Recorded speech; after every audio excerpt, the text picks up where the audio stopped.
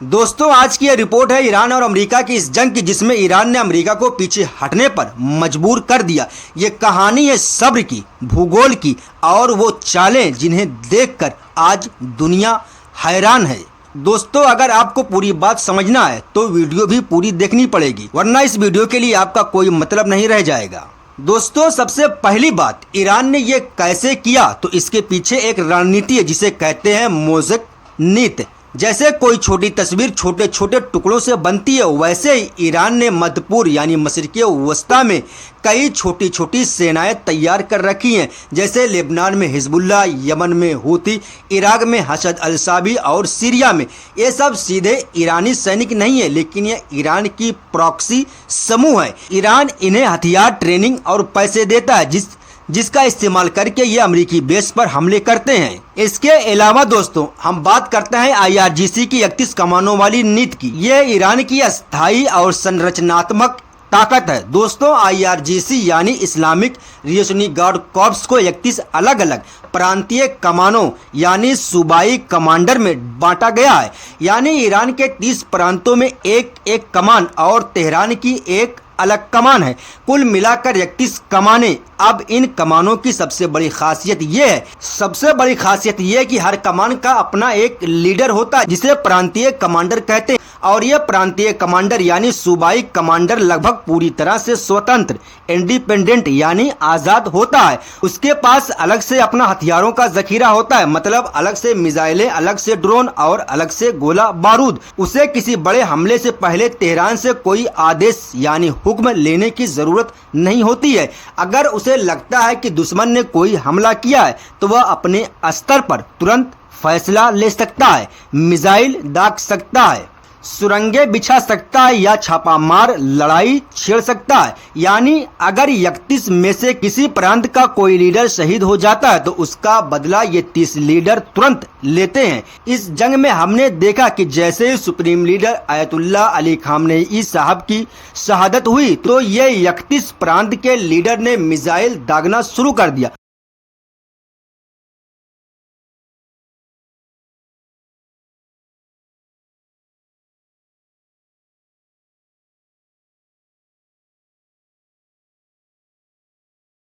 यानी उनको ऊपर से आदेश की कोई जरूरत नहीं थी।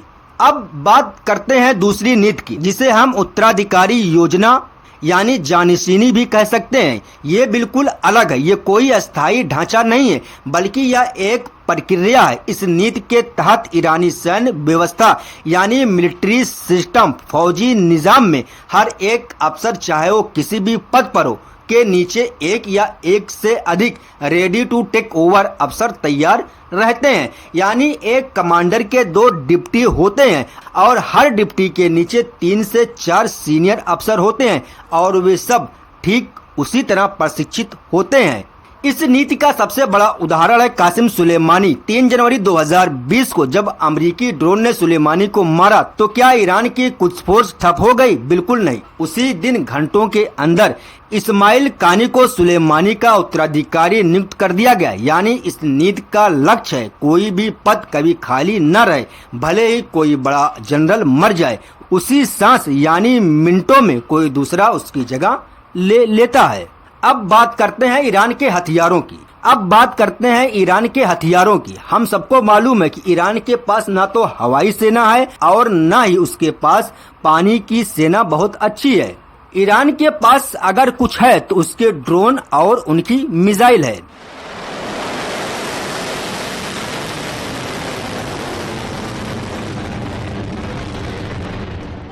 दोस्तों ईरान ने यहाँ पर एक बहुत शानदार और फ्यूचर की हिकमत पर काम किया। ईरान को मालूम था उसकी आर्थिक स्थिति यानी इकोनॉमिकल सिचुएशन बहुत अच्छी नहीं है और इस सिचुएशन में वायु सेना खड़ी करना बहुत पैसों का काम होता है। और अगर मान लो उसने चाइना और रसिया से पेट काट कर कुछ जेट खरीद भी लिया तो उनको उड़ाने के लिए रनवे की जरूरत होगी और ये रनवे पहाड़ के अंदर तो बन नहीं सकते।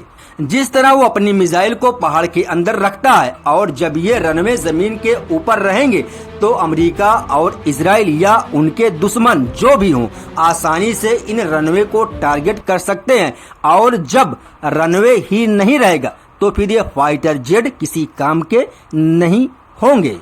और दूसरी बात, अमेरिका और इजराइल के पास एयर डिफेंस बहुत मजबूत है। उनके पास आज के सबसे एडवांस थर्ड पैट्रियट और आयरन डोम जैसे डिफेंस सिस्टम है। इनसे बचना किसी भी फाइटर जेट्स के लिए बहुत मुश्किल है।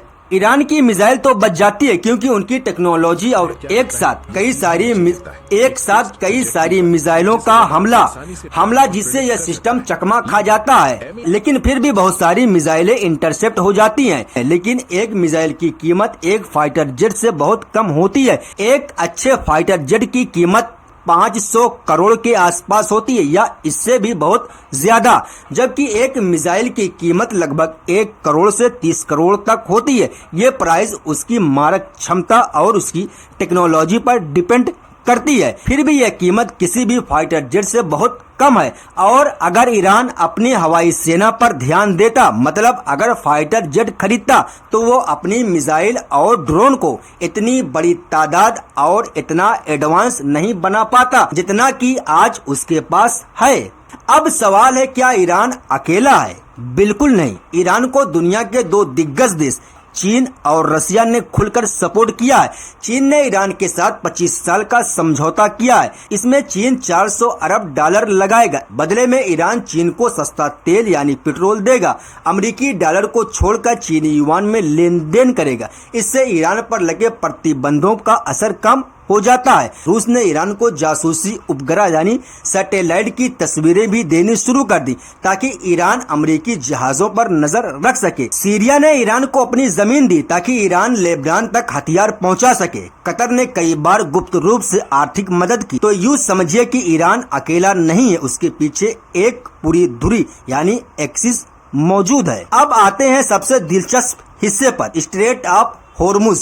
दोस्तों, ये दुनिया का सबसे संकरा समुद्री रास्ता है, बस कुछ किलोमीटर चौड़ा है, पर यहाँ से दुनिया के करीब 20% तेल के जहाज गुजरते हैं, यानी ये दुनिया की तेल की कुंजी है। ईरान ने इस स्ट्रेट ऑफ होर्मुज को अपना सबसे बड़ा हथियार बना लिया। उसने सैकड़ों छोटी छोटी तेज बोट और समुद्री सुरंगों का जाल बिछा रखा है। जब अमेरिका ने ईरान पर युद्ध छेड़ा तो ईरान पलक झपकते ही स्ट्रेट ऑफ होर्मुज को बंद कर दिया। कुछ ही घंटों में वहां पर माइनें बिछा दी गईं और तेल के टैंकर बाहर नहीं निकल पाए। फिर दुनिया भर में पेट्रोल के दाम आसमान छूने लगे और जो देश सबसे ज्यादा परेशान हुए वे अमेरिका के पुराने सहयोगी सऊदी अरब, यूएई, कुवैत। ये मजबूरन अमेरिका पर दबाव डाला कि ईरान से जल्द समझौता करो, यानी ईरान स्ट्रेट ऑफ होर्मुज के जरिए अमेरिका को घुटने टेकने पर मजबूर कर दिया।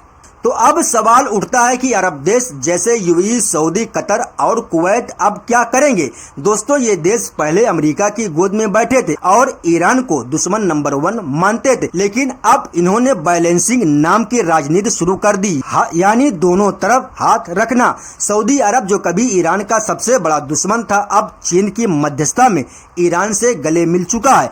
यानी सभी अरब देश अब एक नए बहुध्रुवीय यानी बहुकेंद्रीय विश्व व्यवस्था में जीना सीख रहे हैं, जहां अमेरिका, रूस, चीन और ईरान सबको मिला जुला कर चलना होगा। तो दोस्तों, अब हम इस रिपोर्ट को समेटते हैं। नतीजा क्या है? ईरान ने अमेरिका को ना तो एटम बम से हराया, ना कोई विशाल सेना यानी अजीम फौज लेकर उसने हराया है अपनी मौजक नीति से, छोटे छोटे प्रॉक्सी हमलों से उसने हराया है। स्ट्रेट ऑफ होर्मुज के भूगोल से, जहां एक संकरा रास्ता पूरी दुनिया की अर्थव्यवस्था को बंधक बना सकता है, उसने हराया है। अपने बड़े अफसरों की शहादत को एक मौका बनाकर, जहां एक मरता है तो 10 उससे ज्यादा जोश के साथ खड़े हो जाते हैं। उसने हराया है चीन और रूस का सहारा पाकर, जिन्होंने प्रतिबंधों के दौर में उसे जिंदा रखा। और अब अरब देश अमेरिकी छात्र अंदाता छोड़कर अपने पैरों पर खड़े होना सीख